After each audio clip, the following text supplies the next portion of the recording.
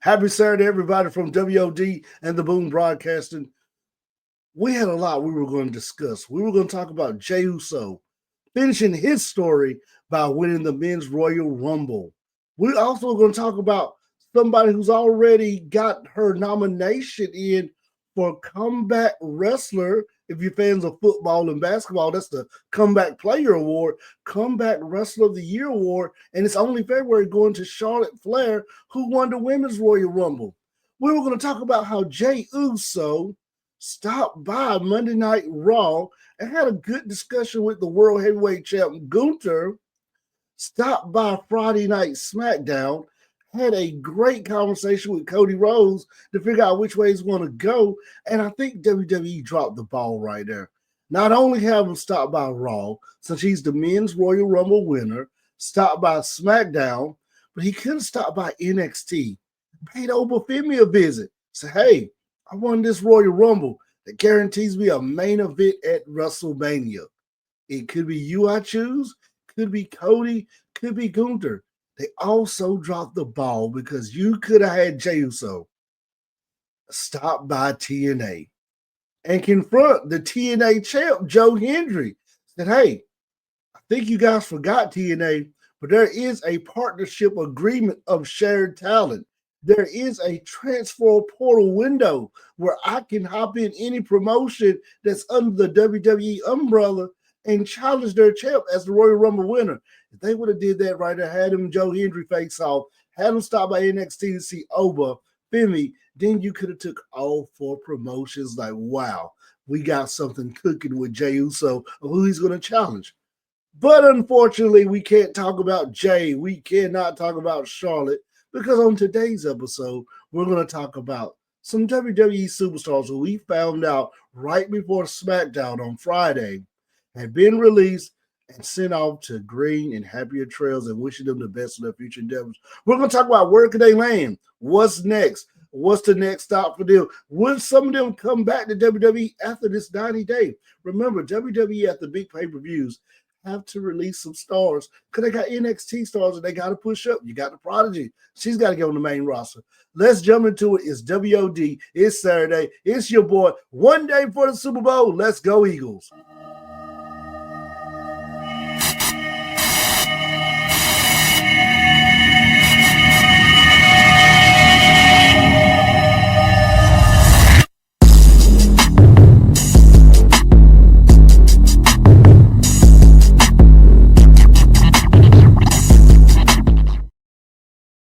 Welcome back to WOD. As we stated today, it's going to be talking about the people who were released from WWE yesterday before the Friday Night Live SmackDown show.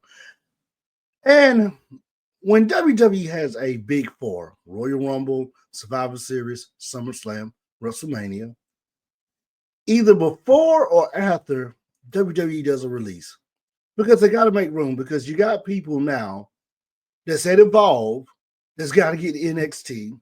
You got people on NXT that's ready to go that you got to get on the main roster. So you got to trim some of that talent to make room. Like I stated before in the opening, you got the Prodigy. She's got to get on that main roster.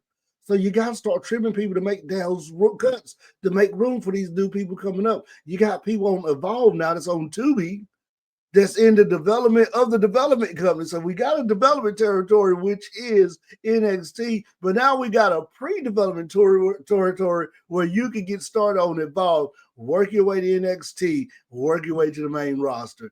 And we thought OVW was going to do that. When they also took over OVW and brought Ohio Valley Wrestling back, I really thought that was going to be the territory till you get to the NXT territory to the main roster. But WWE said we're going to do our own thing with this Evolve. So we're going to be checking that out on Tubi and see how that goes. And we'll be talking about some Evolve right here on WOD. But the 5 wrestlers have been released, or 5. 1 you didn't maybe see coming, 2 you didn't see coming. We'll say 2. Some of them you did. We have Cedric Alexander, North Carolina's own. So that one kind of hurts because I got to see Cedric on the Indies over in the Carolinas. You got AOP, Akira Raza, managed by Paul Ellering. Paul Ellering also was released. And you got Blair Davenport.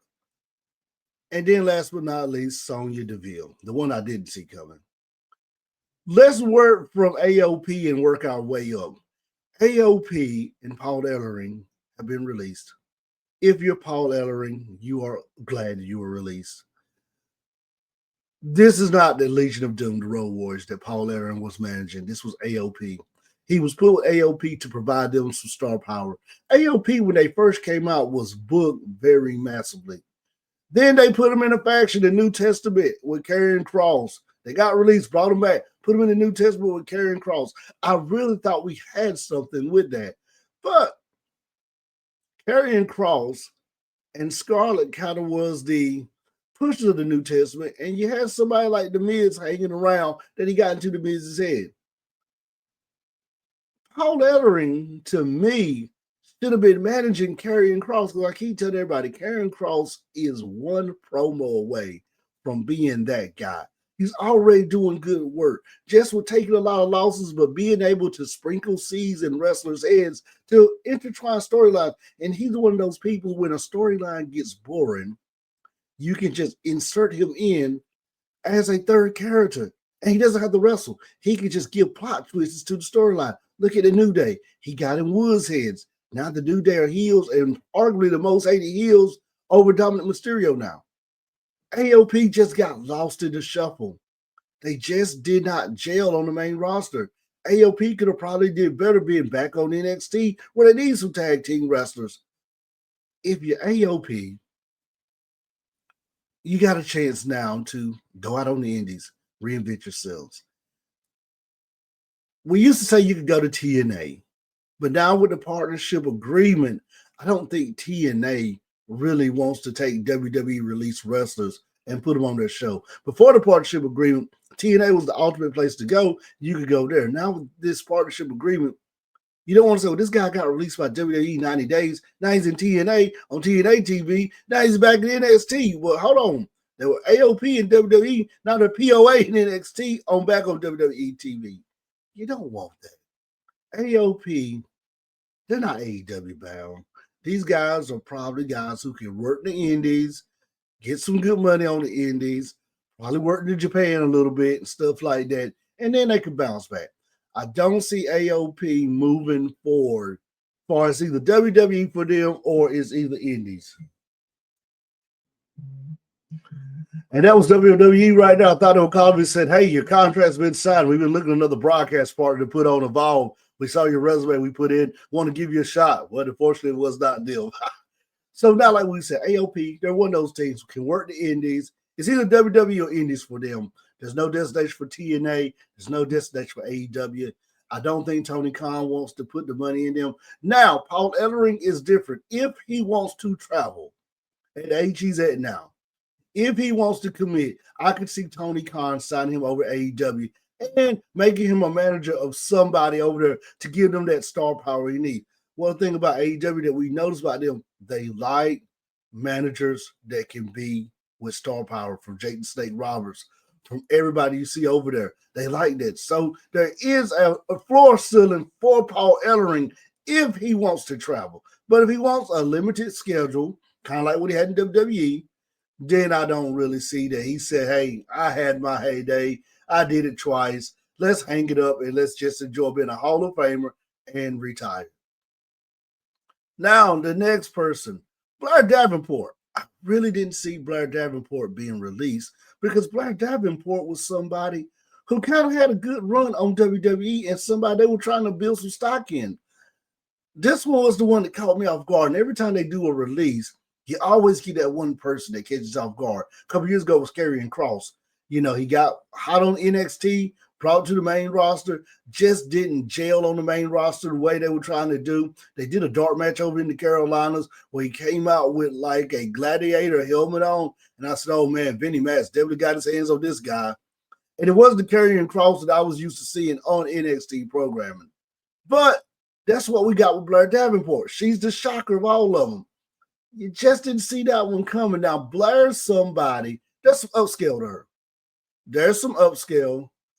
There's maybe an AEW future for her. And I said, with this portal, TNA really wouldn't want to sign people like that. She would do good in TNA. Change her name. keep her off WWE programming and keep her in TNA, and then maybe wait about 8 to 9 months to bring her to the portal window where she can jump on NXT. She's somebody who you could see on TNA, and I think Blair Davenport is TNA bound in 90 days. Our next person, Sonya Deville. Didn't see that one. She's in a faction right now with Shayna Baszler and with my girl Zoe Starks. Didn't see this because she was just in the Royal Rumble. 1 week ago, she was in the Royal Rumble, so we didn't see this happening. But Sonya's one of the ones I wish they would have kept around. I told everybody, her wrestling's getting much better than what we were used to seeing.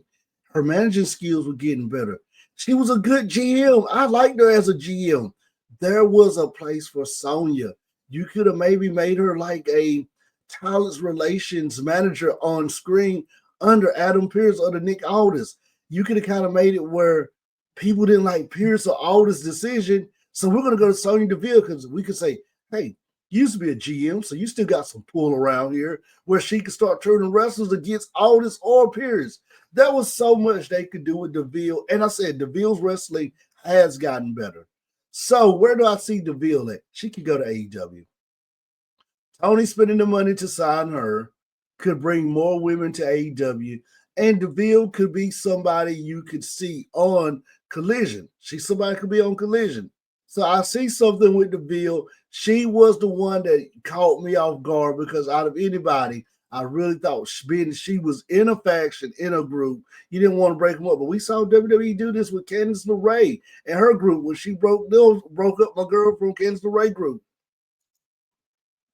So we seen WWE do this when they broke up Candice LeRae and Indy Hartwell. So this is something Sonya Deville I didn't see coming. Was very shocked about that one, but she could go to AEW. She could really do something. In AEW, she could be an on-screen manager. We've seen her flourish in that.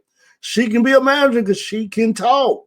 She can flat out talk. She can be a manager in AEW for some women division. She can also wrestle a little bit. She's gotten better with her wrestling skills. I told everybody. She is the one that gets better every time I see her in the ring. You see progress. Sonya Deville, one of the ones I didn't see coming, but there is a bright future for her on the indies or in AEW. Or she's another one that TNA may could bring over there. Wouldn't see TNA grabbing her because with the partnership, she's a little bigger than Blair Davenport as far as star power. So you wouldn't want to see her on TNA that's showing up in WWE 4 months later. So there could be one of TNA signs her. They do like they do to Blair Davenport, keep her on the hush, see her only on TNA program. But who knows? Now the last person, whose sky is the limit. And if I was him right now, I'd be on that phone. I'd be texting Bobby Lashley. I'd be texting Shelton Benjamin.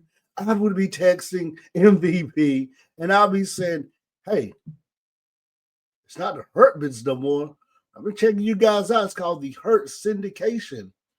And by the way, you guys are the AEW Tag Team Champs. And by bringing me on AEW back into the Hurt Syndication, guess what, Bobby? You can give me the tag belt and you can go at the AEW World Championship belt. And we can bring all the gold back to the new reinvention of the Hurt Business, now known as the Hurt Syndication.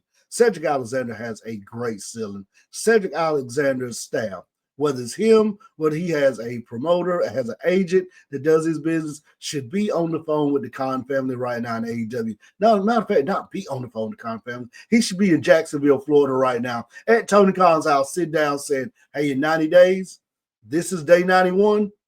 I'm showing up on AEW with the Hurt Syndication. I'm doing a run out. The Hurt Syndication is getting beat up. I'm coming out to FTR. I'm running out to make the save, and I'm joining the syndication. I'm putting the shirt on.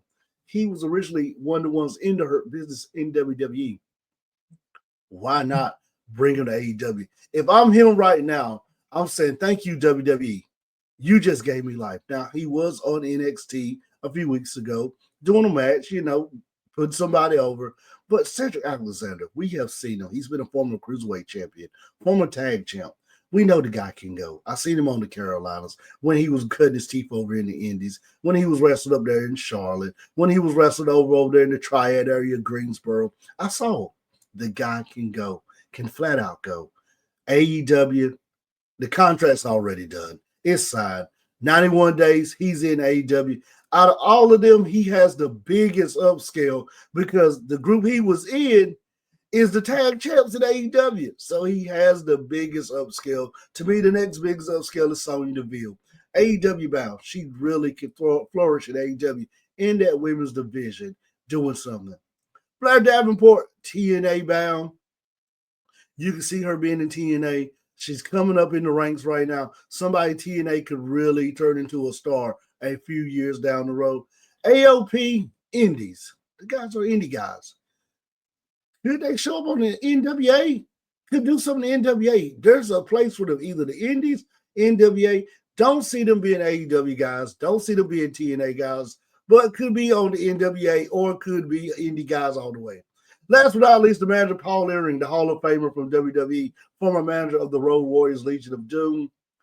If he wants to get back in and wants one more ride, wants to hop back on the horse, one more ride in the saddle, one more ride to the corral, then AEW as a manager for somebody over there is definitely in his future. So we had a lot we were going to discuss with main event Jey Uso, but when the breaking news broke that 5 stars had been released from WWE, we decided to scratch today's episode, save it for next week, and just kind of talk about where these 5 stars could land in their future. Hate to see stars leave WWE, but one thing about it, when you leave, you got AEW, you got TNA, New Japan, you got the Indies, MLW, Reality of Wrestling, Ring of Honor that's owned by Tony Khan. AOP could show up in Ring of Honor. Never know. Blair Davenport, another person show up in Ring of Honor.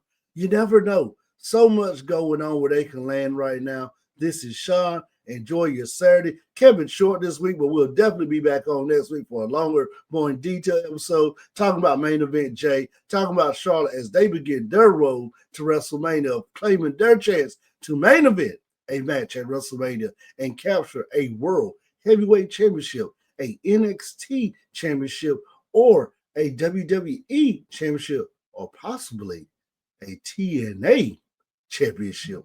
This is Shawn, this is WOD, and we'll see you next week. Happy Super Bowl, everybody.